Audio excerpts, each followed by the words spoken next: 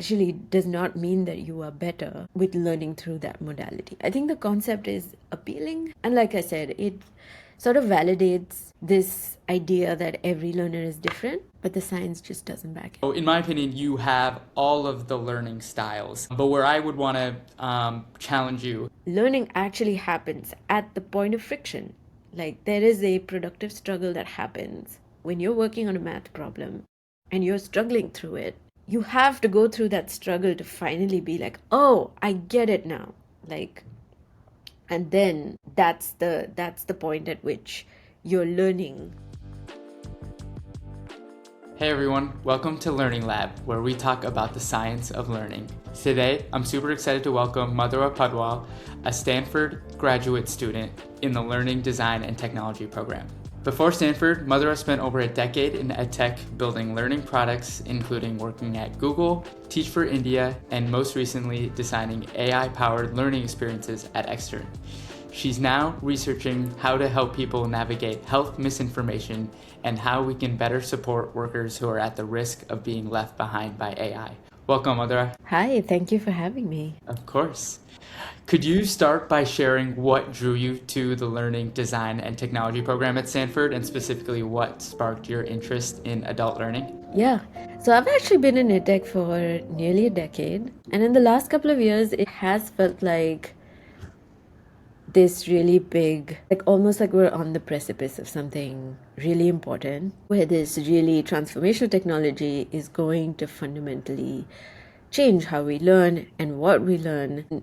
Stanford's Learning, Design, and Technology program was something that drew me particularly because it is entirely project based. So, which means that I don't just get to explore all of this cutting edge research in AI that's happening on Stanford's campus, but also use it to inform the process of building a learning intervention, designing, prototyping, iterating, measuring. And it just felt like I needed this time to be in this intellectually stimulating environment where I was deeply exploring some key questions in education and AI and making something. That's awesome. So was it like specifically the project-based learning, or was there anything else that really interested you about the program? Yeah, it was primarily project-based learning because I do already have a master's degree. That's in psychology, but I think it was the project-based nature of the program that drew me to it. Was there anything specifically that drew you to like studying adult learners or researching more about adult learners? Yeah, I think adult learners are really interesting for me because in a few ways they're, in my opinion, more challenging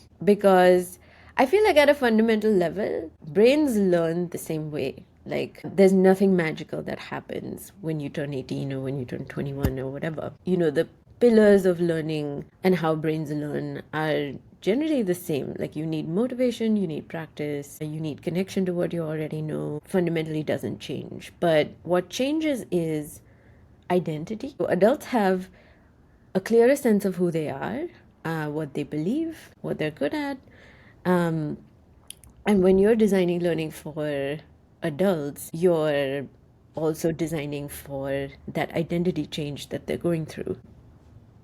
You know, the example is, you know, you are training a professional who's been in the industry for 20 years and now they have to learn AI tools to stay relevant. You're not just teaching like a bunch of software or how to think about problems. You are dealing with somebody who's asking questions like, am I still good at my job? Is everything I've built still valuable? So there's a constant sort of reckoning happening around identity alongside the learning. And that's what makes it challenging, but also really exciting, where you're not just looking at transfer of knowledge, you're looking at how people look at themselves, what they think about themselves, what they thought they knew. Yeah, designing for that kind of complex equation is a really different challenge from teaching kids. Very interesting. So the concept of identity, how should teachers or classrooms adapt to that concept? Or I guess how should it be different for teaching adults versus teaching students?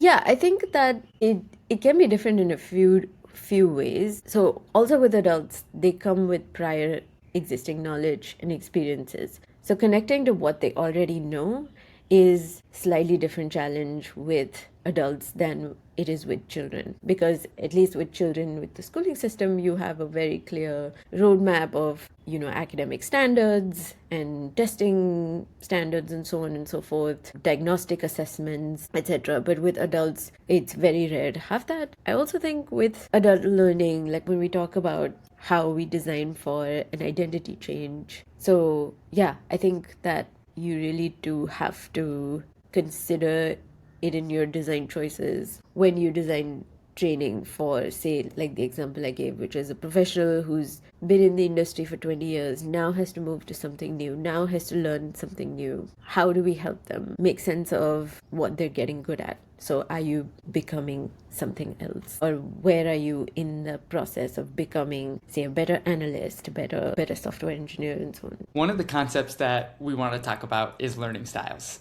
Learning styles have been a popular concept for decades. Examples of these styles could be auditory learners or visual learners. From your perspective, why has this idea become so widespread, and what does the research actually say about learning styles? Yeah, so I think that the idea of learning styles, so the idea that you have some dominant mode of learning, like people will often say, like, I'm a visual learner or auditory learner or kinesthetic learner. What that means is you're saying that you are someone who learns best by seeing or hearing or doing, and that is like your dominant modality that you prefer to learn with, and actually go further along and say you actually learn better.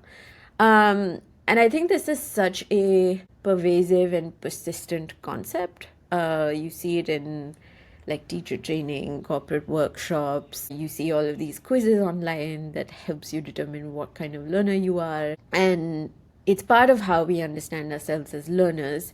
And I find that it is a very appealing idea because it is really validating. People are trying to understand who they are as learners, and it gives you a framework for some things that click and others don't. And I think when I've traced the origins of like where did this come from, and I think that in the 70s and 80s, there was a bit of acknowledgement of the fact that students are not all the same. Every learner is different. There was almost like a self-esteem movement in education around that time. There was a sort of understanding that we're being taught wrong and that no one is bad at learning. And around this time as well, Howard Gardner, who is the author of this concept of multiple intelligences, so there's linguistic, musical, and spatial, and so on and so forth. And I think it was a really powerful challenge to this idea that there is one single IQ, like there is one kind of intelligence, and that is measurable. But people sort of started conflating all of this work with learning styles, even though a lot of academics at the time did say that they're not the same thing. And Howard Gardner himself said that, drop it because this confuses people. And I think that there is no evidence that you learn better by seeing or hearing or doing. So what they basically did was in 2008, if I'm not mistaken, a research team did a really comprehensive review looking for evidence of the idea that if you match instruction to someone's reported learning style, so if you said you were an auditory learner, and they gave you a bunch of audio versus gave you a bunch of text, that you actually learned better with audio. There's just no evidence of that. So your self-identified learning style actually does not mean that you are better with learning through that modality. I think the concept is appealing, and like I said, it sort of validates this idea that every learner is different, but the science just doesn't back it. So where I want to challenge you a little bit, and also I think I want to start off with where I agree. I think that the theory of learning styles usually says that you have like one learning style, you have one dominant learning style. But to your point, where what the science says, and what everyone has all the learning styles. Everyone has the ability to learn visually or through audio modality or learn by doing. And I know certain learning style theories, there's like 9 to 12 different types of learning styles that one could have. So in my opinion, you have all of the learning styles. But where I would want to challenge you, and where I would put back, just use my own personal experience, I believe that I learn better through audio formats because audio formats are able to hold my attention much better. So I think that if I were to read the same content and listen to the same content, I would learn the same. It would retain with me the same. However, I am able to listen to that content without zoning out or without having to pause or without having to reread what I just read because the words weren't registering with what I was reading. Any thoughts on that? Okay, so let's unpack what you said. So you said I'm someone who learns better from podcasts, for example. So what's actually happening here? It might be that the content was well suited to audio, that it was narrative, it was conversational, it didn't require you to visualize anything in your head or visualize anything really complex in your head. It could be about context, that you finished the podcast because you could listen to it while you were commuting, or listen to it while you were doing your chores. Whereas if I asked you to read that same article in a text format, it might have just sat in your bookmarks for a really long time because you couldn't get over that inertia where you had to go into your folders, bookmarks folder, and pull it out and read it. Or it could be about engagement, like you paid attention because you really, really enjoyed it. And all of that is real. And none of this means that you have an auditory learning style, is what my point is. That anyone who identifies as, oh, I learn better from podcasts or I learn better from audio, learns better with audio across all forms of content. I think that's the leap that we sometimes make that just isn't backed by science. So what the distinction here is that some of these preferences describe just what feels more enjoyable to us or what lines up with some experiences that we have. Maybe you had a really bad experience with reading where, in school, maybe you made fun of for reading a certain way or that you weren't able to read fast enough, etc. And so a lot of times students with reported dyslexia start feeling like, oh, they can't learn with text. And I think why, and I'm not just making the distinction between preferences and learning styles because I want to indulge in some academic pedantry, because that is real too. People will get obsessed with definitions and that sort of thing. But I do think that it matters for someone who's making learning experiences. Because if you believe in learning styles, you might think your job is just to match the modality to the learner, make a visual version for visual learners, or if someone has said that they enjoy podcasts, to just make podcasts all the time. But yeah, I think that's the wrong frame. I think the modality should match the content and not the person. So you really can't teach, say, anatomy without images. You can't teach pronunciation without audio. That's not really catering to styles. That's just good learning design. And what actually serves learners is multiple modalities. So not that each person can just pick their style, but because varied input helps people encode and retain. And knowing what modality helps encode and retain certain kinds of information is your skill as a learning designer. So instead of giving just somebody a label, you're giving them permission to avoid the modes that don't feel comfortable. Sometimes those modalities are best for learning and retaining certain kinds of information. I think that was a really great point. To your point, for anatomy, it's almost going to be near impossible to learn that without visually seeing the images of where certain muscles are in a body part. So you have to be able to learn in all different modalities. I think you touched on it a little bit, but engagement. I think in education, student engagement is one of the biggest challenges. I've talked to hundreds of teachers and students, and many of them have said that student engagement is their biggest challenge in terms of learning, both from the teacher side, just getting their students interested in what they're teaching, and the students notice it as well. They're just not motivated to learn, even though they have to learn. And I think where the modalities can help people is through what engages them. You know, what you're saying and also what the science says is you will learn the same, whether you read it or whether you listen to it. But I guess for my personal experience at least, it's just that I believe that I'm more engaged in the audio format. And so, and many times I'll turn, like, especially with a lot of the AI voice tools like 11 Labs, you know, I'll turn articles into audio because I can just get through it a lot quicker. So it's more of almost a time saving thing, I would say. Rather than I think I'll retain the information better by listening to it, it's more that I will get through it quicker because it's able to hold my attention. And part of that is I think, is because of my ADHD tendencies, where I just will zone out a lot. And that was part of my challenge as a student, was that, so even when a teacher was talking, which is an audio format, I wasn't learning that way either because I would zone out constantly and then I would miss out on the information when I did come back in. And so I think the point of engagement is really important. And I think that's one of the biggest challenges in education. So I want to push back on the idea a little bit that, well, I'm not saying that you will learn the same no matter what modality. It's that audio formats, because you learn better from podcasts, that audio formats are always the appropriate and more effective way that you will learn.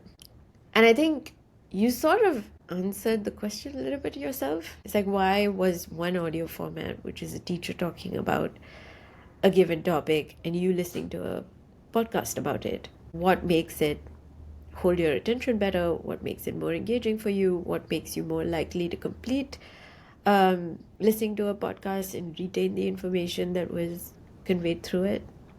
I think this is, again, this is a design issue. Like, a podcast is, by its very nature, it's engaging because it's conversational, it's narrative. The person who's making it is constantly thinking about what their audience is thinking about the content that they're putting out, right? They're intentionally trying to make it interesting. They're trying to make it relatable to their audience. It's a very audience-centered format of content. And I think that's the key difference. So you learn better through podcasts because of all of these reasons. Holding your attention better because somebody has made that intentional design choice to cater to you as the audience and what you might find interesting and how you might connect it to what you already know. So to your point, it's more about like what you're learning and adapting the modality to what specifically you're trying to learn. Yeah, because there are bad podcasts too that you might zone out of. It's not the format itself, it's the designing of the format and the content. What role do learning disabilities, or I like to say learning differences, because I think it's just different ways of learning rather than disability. But what do some of these learning differences like ADHD, dyslexia, autism, how do those play into potential learning styles or even just modality preferences that they might have? Yeah, I think again these are design choices. What you're designing here for are differences in neural processing. So for dyslexia, as an example, I think there's a lot of evidence that text to speech really helps because it separates sort of comprehension of the text from the decoding of the text. Someone with dyslexia, it's not that they don't understand complex material, it's just that the act of reading is not helpful for them to understand that complex material. When you design for someone with dyslexia, you want to look at audio options, you want to look at text that highlights as you follow along, you want to look at fonts and spacing that reduce this sort of like visual crowding. And again, it's not that learners with dyslexia are auditory learners, but you're just working around a very specific processing difference. Let's also take the example of ADHD. So with ADHD, the difference is in attention and working memory. So you really want to be thinking about how you're chunking information, how you're reducing this extra cognitive load, how you're building in breaks. I think that spacing is very, very important for learners with ADHD. How you're externalizing structure that they might not be able to hold internally. And yeah, so pacing, chunking, externalizing structure, potentially having audio to set the pace because it actually helps provide that external regulation. I think, yeah, those are two examples of learning differences. Very interesting. So really what you're saying is like designing the learning experience around someone, around a particular person, and how they may process information and also what may hold their attention. What cognitive and learning science principles should we be prioritizing when designing for adult learners? Yeah. So, like we discussed earlier, I think adults do come with a lot of prior knowledge. They have years of experience, existing frameworks, lived experiences, the ways that they already think about things. So, you're not really working with a blank slate, it gets filtered through what's already there. So, of course, like the design has to account for that. And sometimes you're building on it, sometimes you're reorganizing it.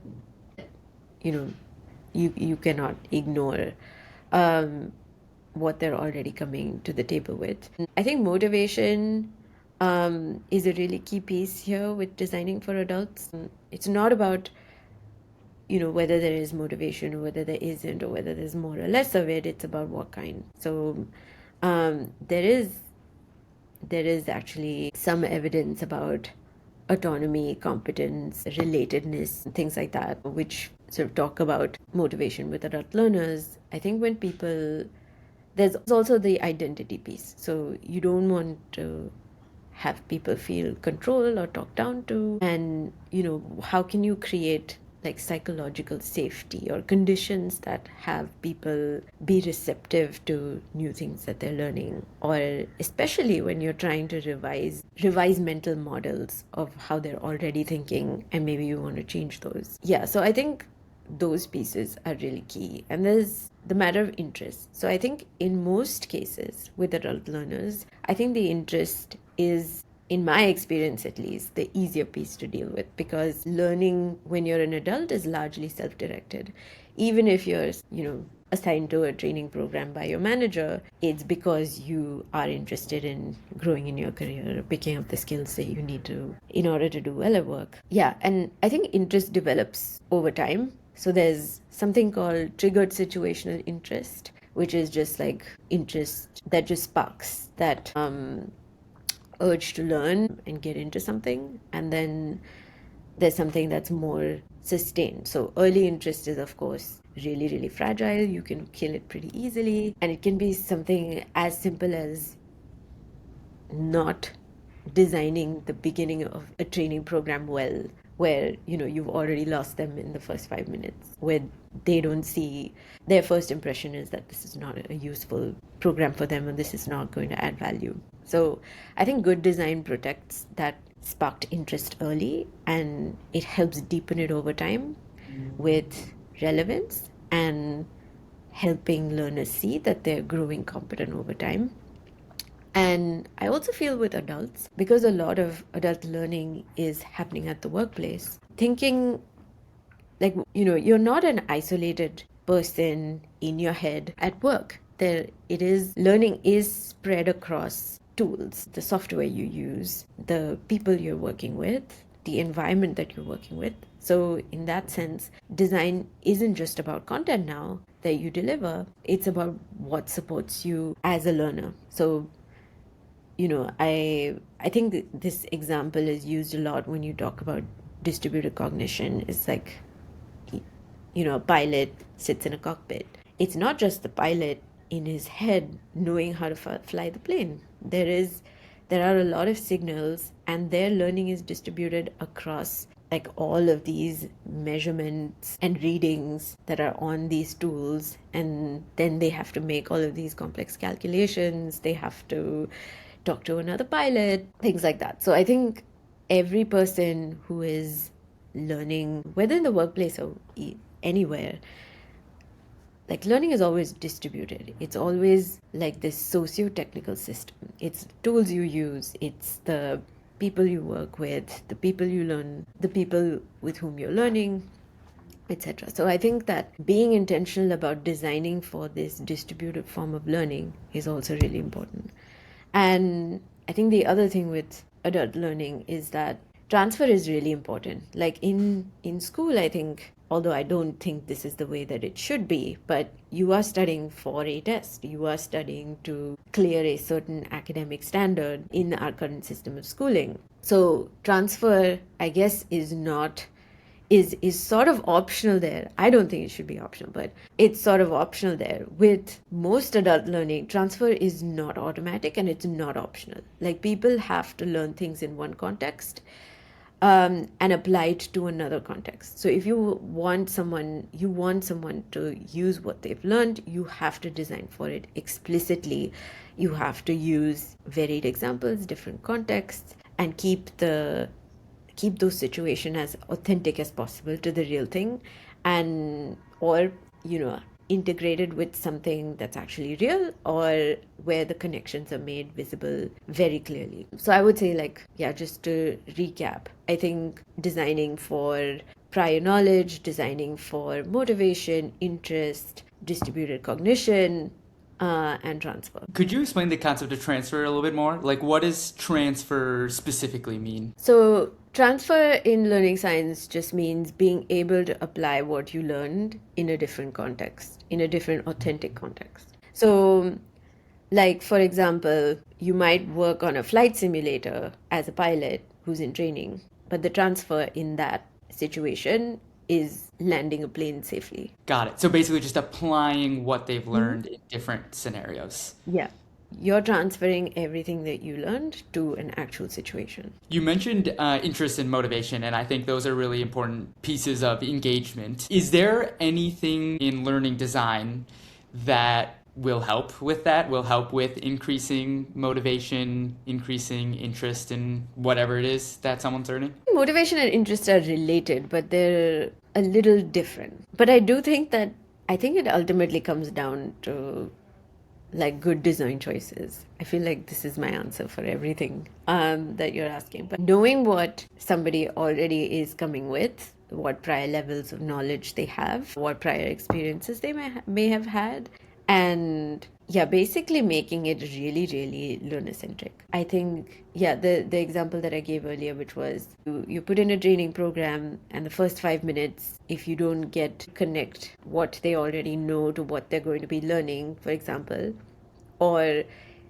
explicitly build into the program how it's going to be relevant to them, like I would be willing to bet you've already lost them, and you've not protected that initial spark of interest, nor have you created it, and that just does not progress to the next level. So I think the most accepted theories of motivation and interest are that they happen in stages, and the stages may not overlap or even be chronological in some cases, but they are stages that are defined by intensity and how much they sustain. So you, for example, you're going through your feed, there's something you find interesting. Why would you find that interesting? Because maybe you have been wanting to learn about it, or maybe there's just something that connects to something really silly that you were reading about, or that like a silly meme or something, or like and something that catches your attention is not the same thing as you being like obsessed about it and going through various rabbit holes over years, and like joining classes and like writing articles and things like that. Like those are both examples of interest. They're just at different stages of interest. So there's the initial sparked interest, and then there's the completely obsessed about it, willing to spend weekends, and you have hobbies around it and things like that. So there's a lot of stages in between, and you have to, as a learning designer, be aware of that and find different ways of sustaining that creating that spark of interest, and then sustaining it through your intervention. Looking ahead, what excites you most about the future of adult learning and the impact that technology can have on lifelong education?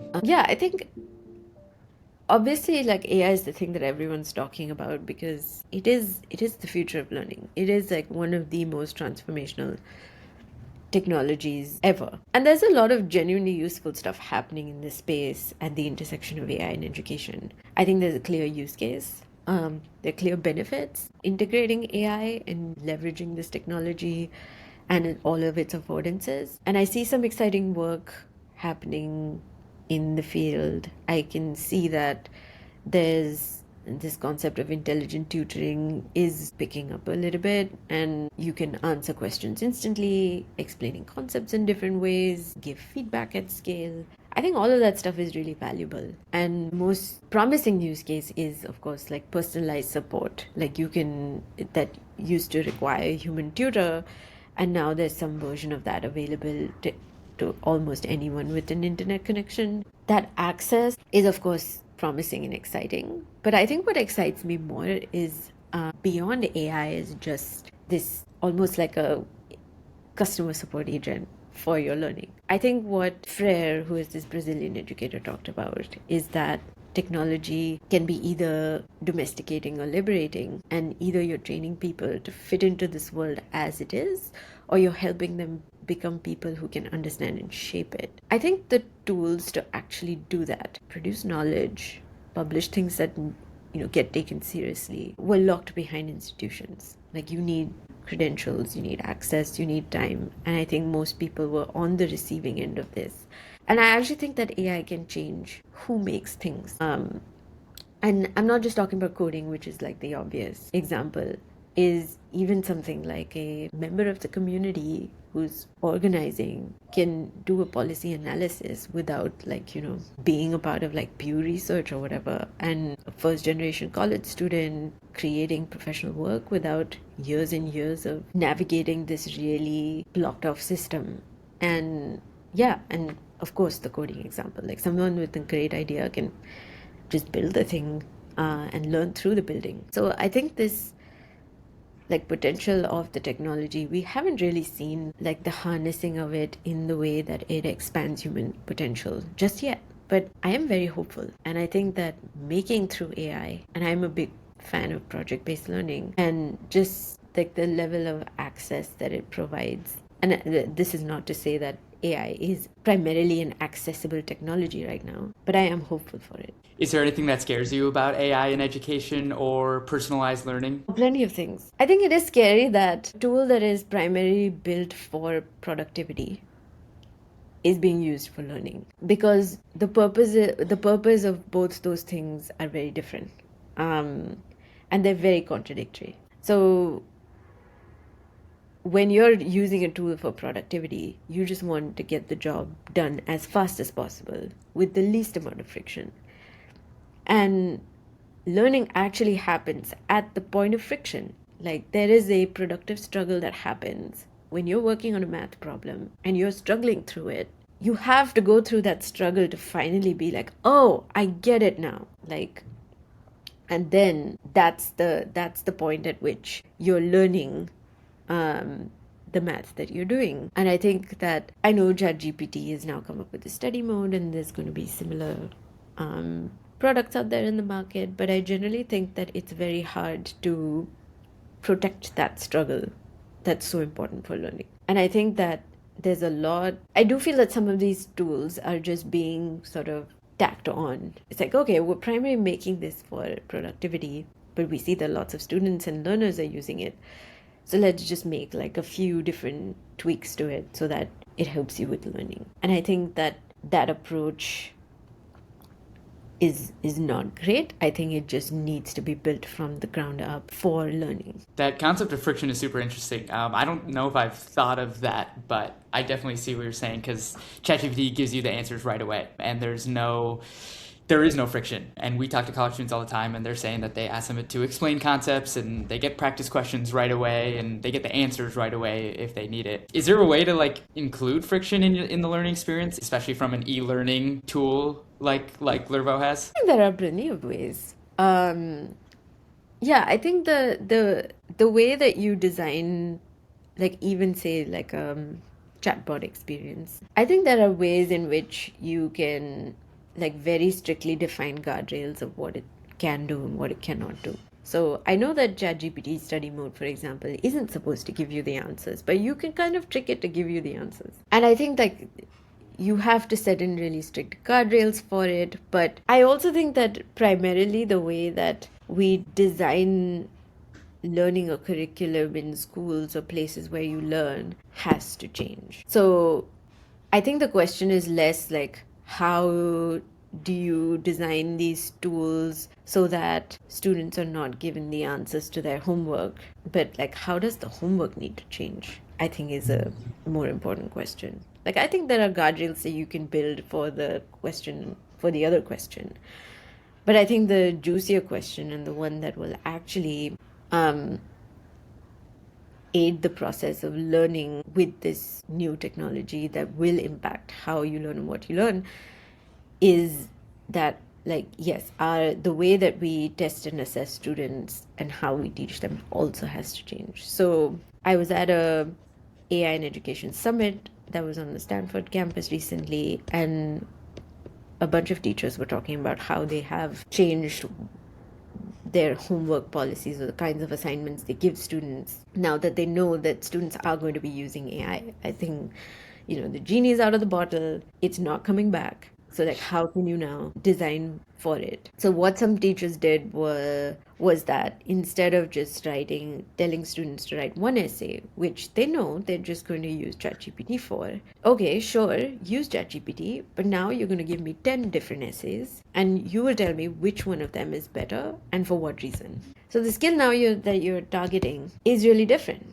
It's like you are now treating your students as someone who's working with some really intelligent tools. So that's also like a form of designing for distributed learning, because you're not just one person in your head now, you are someone who's working with really intelligent tools and you know how to be the orchestrator and learn like distributed cognition in this like socio-technical system. So I think that was something I found really interesting. And I think that is directionally how I see things need to be now that we know this really powerful technology exists. Mother, this has been an awesome conversation, and I know our listeners will learn a lot from you today. I'd love to know, and I'm sure our listeners will as well after learning more about you. What are you working on right now? Yes, I'm broadly interested in this whole space where learning AI and information quality intersect. So, how do we develop judgment in a world that's basically flooded with content? How do we prepare workers for jobs that are going to look completely different in the short term and long term?